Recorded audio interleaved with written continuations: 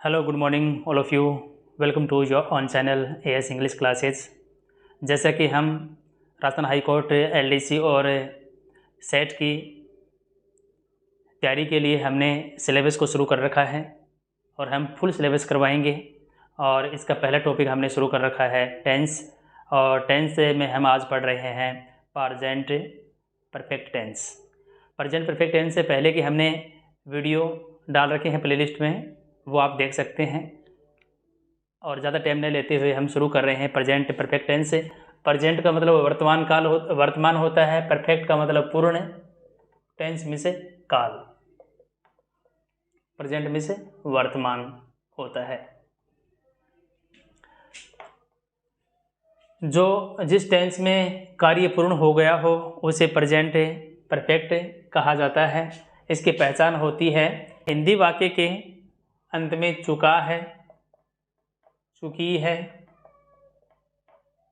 चुके हैं, या है, ई है आदि हो तो वह टेंस प्रेजेंट परफेक्ट टेंस होगा। अब इंग्लिश में है, इंग्लिश में इसकी पहचान क्या है, या जिसको हम बोलते हैं एडवर्ब, इसकी पहचान क्या है? इसकी पहचान है already, just, yet, recently, so फार। ये पहचान होती है। प्रेजेंट परफेक्ट टेंस में हमने पहचान देखी है, हिंदी में चुका है, चुकी है, चुके हैं, या है, ई है, ये हों, तो वो प्रेजेंट परफेक्ट टेंस होगा। इंग्लिश में पहचान है already, just, yet, recently, so far, lately, just now, ever since, और दिस के साथ में वीक हो या मंथ हो या ईयर हो, डे नाइट कुछ भी हो, तो वो टेंस कौन सा होगा? प्रेजेंट परफेक्ट होगा। अब हम देखते हैं इसके आगे affirmative sentence. Affirmative sentence means सकारात्मक वाक्य होता है। भी सकारात्मक वाक्य का फॉर्मूला है subject plus helping verb. Helping verb इसमें हैज, हैव है, प्लस वर्ब की थर्ड फॉर्म होती है, और ऑब्जेक्ट। ये इसका फॉर्मूला भी। सब्जेक्ट आएगा सबसे पहले, उसके बाद में हेल्पिंग वर्ब आएगी। हेल्पिंग वर्ब इसमें हैज और हैव है, और वर्ब की थर्ड फॉर्म प्लस ऑब्जेक्ट है। तो इसमें दो हेल्पिंग वर्ब है, हैज और हैव। हैज का प्रयोग करेंगे एक वचन कर्ता के साथ, सिंगुलर सब्जेक्ट के साथ करते हैं, और हैव का प्रयोग करते हैं प्लूरल सब्जेक्ट के साथ। ये इसमें क्या था? डिफरेंस था। और वैसे याद नहीं रहता है तो इसकी एक ट्रिक बता देता हूँ आपको कि हैज और हैव में बड़ा कौन सा है? हैव है। फिर इसमें कैरेक्टर्स में बड़ा कौन है? इसमें 4 लेटर हैं और इसमें 3 लेटर हैं, तो बड़ा है ना, तो प्लूरल बड़ा ही होता है। तो बड़ा है इसका प्लूरल के साथ यूज़ होगा, और ये छोटा है तो इसका सिंगुलर के साथ है यूज़ होगा। ऐसे भी याद कर सकते हैं। तो अब हम इसकी हिंदी से इंग्लिश बनाना सीख लेते हैं। राम खाना खा चुका है, ये वाक्य है। राम खाना खा चुका है। सबसे पहले तो हमें पहचान देखनी है, चुका है। ये इससे पता लगेगा प्रेजेंट परफेक्ट टेंस है, और इसके जो पहचान होती है उसमें लगा दो ना पहचान के स्थान पे, तो ये हो गया खाना। खाना को इंग्लिश में बोलते हैं इट। अब ये सब्जेक्ट है राम, राम का राम लिखा हमने, राम। अब राम सिंगुलर सब्जेक्ट है प्लूरल सब्जेक्ट है? सिंगुलर सब्जेक्ट है, इसलिए हैज और हैव में से हम यूज करेंगे हैज। हैज कर लिया। अब खाना है, खाना को अंग्रेजी में बोलते हैं इट, इट बोलते हैं। अब इनकी क्या है, आपको फॉर्म याद होने चाहिए।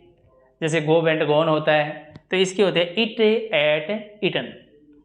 इसकी थर्ड फॉर्म होगी इटन। अब क्या खा रहा है भाई? फूड। ये इसकी इंग्लिश हो गई है। Ram has eaten food. तुम खेल चुके हो। तुम खेल चुके हो, तो चुके हो ये तो ना है, चुके हो तो ये पहचान है, और खेल है ना, खेलना, ये क्या हो गया, हमने वर्ब ढूंढ ली है। तो यू ये सब्जेक्ट हो गया, तो यू को हम प्लूरल सब्जेक्ट मानते हैं, इसलिए हैव यूज़ करेंगे। और हैव के साथ में हमेशा हैज और हैव के साथ हमेशा वर्ब की थर्ड फॉर्म आती है। तो खेलना को अंग्रेजी में बोलते हैं प्ले, और प्ले की थर्ड फॉर्म होती है प्लेड। बस ये सेंटेंस ऐसे था। जैसे नेक्स्ट सेंटेंस है, वह जयपुर से आया है। ये वाक्य भी क्या होगा, प्रेजेंट परफेक्ट का ही होगा। या है आ गया, और हमने बताया था हिंदी वाक्य के अंत में या है, ई है, ये हो तो भी प्रेजेंट परफेक्ट टेंस होगा। तो इसमें या है, इसको हटा दो, लगा दो ना, आना, आना हो गया कम। तो ही सब्जेक्ट हो गया, ही एक वचन करता है, इसलिए हैज हेल्पिंग वर्ब यूज करेंगे। हैज हैव के साथ हमेशा वर्ब की थर्ड फॉर्म आती है। कम मिस आना होता है, तो कम, केम, कम।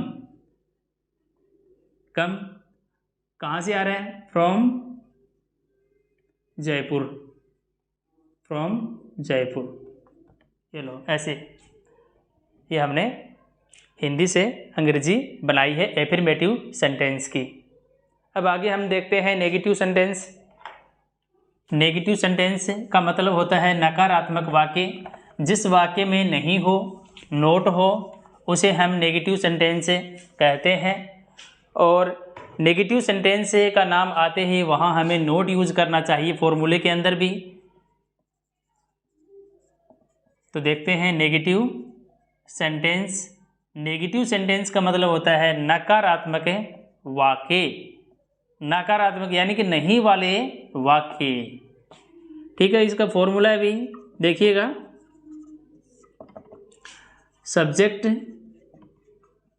Plus helping verb, helping verb इसमें है हैज और have, plus not, plus verb की थर्ड फॉर्म, प्लस ऑब्जेक्ट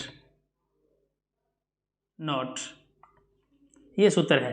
बस कुछ नहीं किया हमने, एफर्मेटिव सेंटेंस वाला जो फॉर्मूला था उसमें हमने नोट को ऐड कर दिया, इतना ही किया है। ऐड कहाँ करना है, हेल्पिंग वर्ब के बाद में और मेन वर्ब से पहले नोट को ऐड कर दिया, बस वही फॉर्मूला है। वे नहीं आए हैं, वे नहीं आए हैं।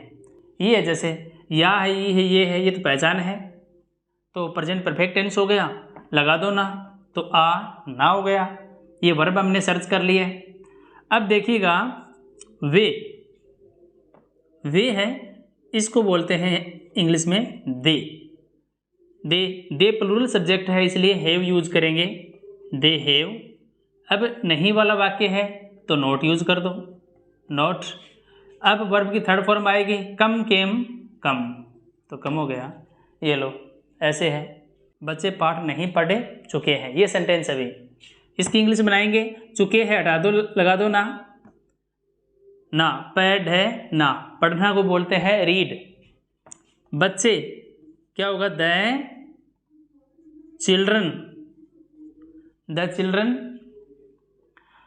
चिल्ड्रन तो बहुवचन सब्जेक्ट है, प्लूरल सब्जेक्ट है, इसलिए हैव यूज करेंगे भाई।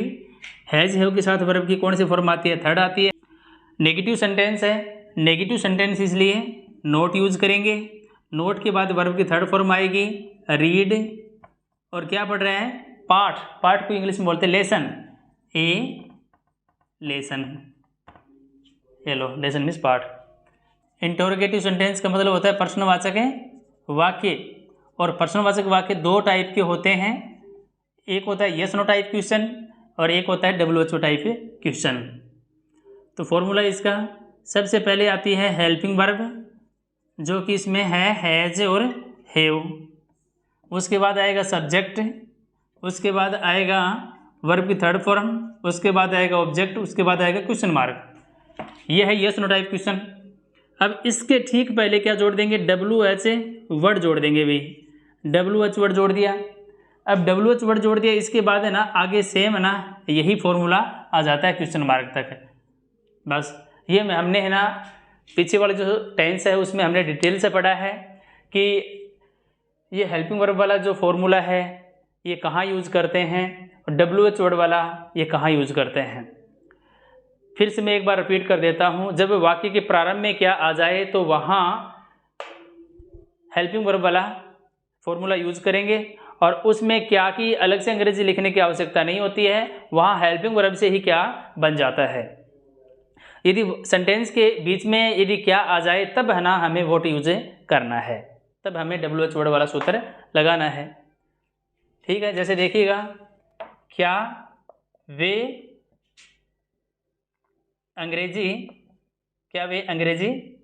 पढ़ चुके हैं, क्या वे अंग्रेजी पढ़ चुके हैं। तो शुरू में क्या आ गया, इसकी हमें वोट लगाने की आवश्यकता नहीं है, हेल्पिंग वर्ब लगानी है बस। क्या बन जाएगा, चुके हैं, इससे पता लगा कि प्रेजेंट परफेक्ट टेंस है और इसको हटा दिया, चुके को लगा दो, पैड है ना, पता लग गया कि ये वर्ब ये है। इसमें वे बहुवचन करता है इसलिए हम हेल्पिंग वर्ब यूज करेंगे हैव के बाद में आएगा सब्जेक्ट के बाद में आएगा वर्ब की थर्ड फॉर्म पढ़ना की थर्ड फॉर्म होती है रीड, और क्या पढ़ रहा है अभी, इंग्लिश लिख दो, अंत में क्या आएगा क्वेश्चन मार्क, ये इसकी अंग्रेजी बन गई। यदि सेंटेंस इस प्रकार से होता है, वे क्या पढ़ चुके हैं, वे क्या पढ़ चुके हैं, तब क्या लिखेंगे, बीच में क्या आ गया इसलिए वॉट, वे बहुवचन करता है इसलिए हेल्पिंग वर्ब, उसके बाद में आएगा सब्जेक्ट है हमारे पास दे, क्या पढ़ चुका है भैया, रीड मीन्स पढ़ना, और अंत में क्वेश्चन मार्क। ये इसमें डिफरेंस था क्या में। और एक सेंटेंस और देख लीजिएगा, तुम यहाँ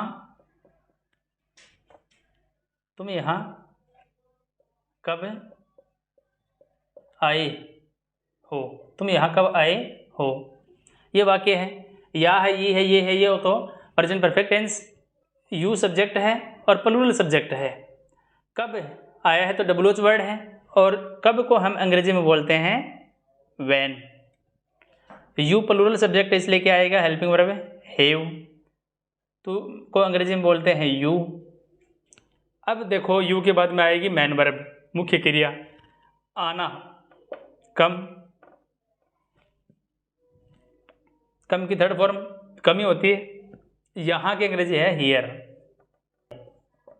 ये लो, when have you come here. अब हम आगे पढ़ते हैं इंटरोगेटिव एंड नेगेटिव सेंटेंस, या फिर ये कहें वह वाक्य जिसमें नोट हो और अंत में क्वेश्चन मार्क हो, उसे हम क्या कहेंगे, interrogative and negative.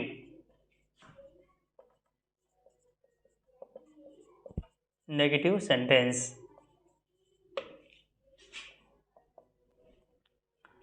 Interrogative and negative sentence. प्रश्नवाचक वाक्य भी हो, साथ में नेगेटिव भी हो, सूत्र वही रहेंगे, बस नोट ऐड करना है। देखिए जैसे हेल्पिंग वर्ब है, इसमें हैज और हैव, इसके बाद आएगा सब्जेक्ट, इसके बाद फिर आएगा नॉट, फिर वर्ब की थर्ड फॉर्म प्लस ऑब्जेक्ट, अंत में क्वेश्चन मार्क। WH वर्ड वाला जो है वो WH वर्ड वाला फॉर्मूला सेम ही है, बस सेम ऊपर वाला फॉर्मूला हो जाता है। क्या वे यहाँ नहीं आए हैं, क्या वे यहाँ नहीं आए हैं। शुरू में क्या आ गया, अभी शुरू में क्या आ गया तो हमें अलग से इसकी अंग्रेजी बनाने की आवश्यकता नहीं है, सिर्फ हेल्पिंग वर्ब से बन जाएगा। बस आपको है ना टेंस पहचानना है कि इसमें टेंस कौन सा है, ये है तो लगा दो इसके अंत में ना, आना तो बन गए कम, प्रेजेंट परफेक्ट टेंस है तो फिर वे बहुवचन करता है इसलिए क्या आएगा, हैव, बन गई क्या की अंग्रेजी। दे मीन्स वे होता है, अब क्या है, नॉट यूज कर दो यहाँ पे फॉर्मूले के अनुसार। सब्जेक्ट के बाद में क्या है, नॉट। नॉट के बाद में क्या है, वर्ब की थर्ड फॉर्म में भी आना को अंग्रेजी में बोलते हैं कम, और कम की थर्ड फॉर्म कम ही होती है। ठीक है, यहाँ की अंग्रेजी क्या होती है, हियर, फुल स्टॉप। ये लो, नेक्स्ट सेंटेंस देखते हैं। वे यहाँ क्यों नहीं आए, वे यहाँ क्यों नहीं आए हैं, वे यहाँ क्यों नहीं आए हैं, ये वाक्य है। तो आए हैं इससे पता लग गया प्रेजेंट परफेक्ट टेंस है, इसको हटा के लगा दो ना, आना। ये वर्ब हमने सर्च कर ली है। उसके बाद में देखो यहाँ क्यों आ गया है, क्यों की अंग्रेजी होती है वाई, तो शुरू में लिख दो क्यों की अंग्रेजी वाई। वे प्लूरल सब्जेक्ट है इसलिए हेल्पिंग वर्ब आएगी हैव, अब सब्जेक्ट आएगा दे। नेगेटिव सेंटेंस इसलिए दे के बाद में क्या आएगा, नॉट। और आना की अंग्रेजी है कम, कम की थर्ड फॉर्म कम हो गई है, और यहाँ की अंग्रेजी हो गई है हियर, अंत में क्वेश्चन मार्क। ये लो, तो आज हमने प्रेजेंट परफेक्ट टेंस पढ़ा है, जिसमें हमने हिंदी से अंग्रेजी बनाना सीखा। एफर्मेटिव सेंटेंस पढ़ लिया है, इन नेगेटिव पढ़ा, इंटरोगेटिव पढ़ा, फिर हमने नेगेटिव और इंटरोगेटिव को एक साथ पढ़ा है। तो टोटली क्या है कि हमें इन वाक्यों की पहचान हो गई है। और अगली वीडियो में हम पढ़ेंगे correct form of the verb present perfect tense की। थैंक्स फॉर वॉचिंग, मिलते हैं नेक्स्ट वीडियो में, तब तक के लिए इजाज़त दीजिएगा। Thank you.